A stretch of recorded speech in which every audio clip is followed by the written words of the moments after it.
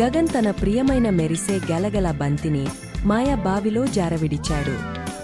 అతని దుల్హకభరితమైన ఏడుపు నోటి నుంచి ఒక క్రూరమైన ఊదా రంగు కోప సుడిగాలి బయటకు వచ్చింది.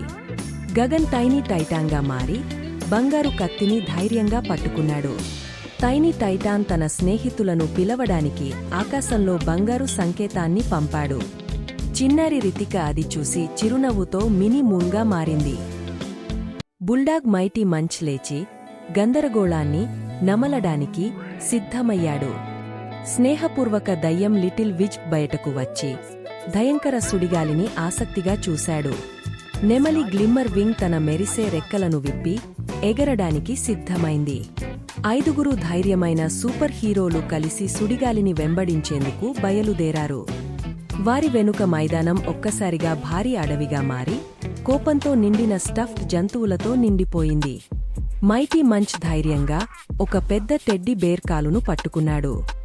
లిటిల్ విజ్ భారీ ఏనుగును గలిగింతలు పెట్టగా అది నవ్వుతూ చిన్నదిగా మారింది. వారు ఇసుక పెట్టెలో బాధగా తిరుగుతున్న సుడిగాలిని కనుగొన్నారు. అది ఇప్పుడు ఎడారిలా కనిపించింది. మినీ మూన్ తన మంత్రదండంతో దానిపై నిద్రలేపు అలలను పంపింది. సుడిగాలి పోయిన సాక్స్లా మరచిపోయిన అడవి లో చీకట్లో దాక్కుంది. భయంకరమైన సాక్స్ రాక్షసులు చెట్ల వెనుక నుంచి ఒక్కసారిగా దూకి వచ్చారు. గ్లిమ్మర్ వింగ్ తన అందమైన విశ్వంలా మెరిసే తోకతో వారిని మాయలో పడేసింది. చివరకు వారు సుడిగాలిని ఏడుస్తూ కనుగొన్నారు. దానికి గగన్ గెలగల బంతి చాలా మిస్ అవుతోంది.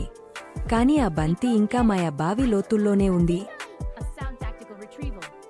మినీ మూన్ వెండి రంగు స్లైడ్ను తయారు చేసింది. లిటిల్ విజ్ లోపలికి తేలాడు.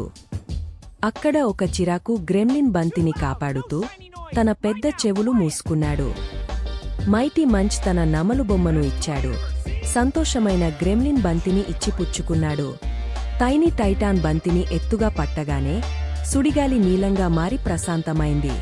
ప్రశాంత గాలి అతని ముక్కును తాకి బంతిని మృదువుగా తిరిగి ఇచ్చింది. ఇంటికి వచ్చాక గగన్ తన బంతిని కౌగలించుకున్నాడు. అందరూ అలసిపోయినా ఎంతో సంతోషంగా ఉన్నారు. 5గురు హీరోలు మెరిసే రంగురంగుల శాంతి హగ్ ను పంచుకున్నారు. This story teaches us that big feelings aren't bad. They just need to be understood and calmed.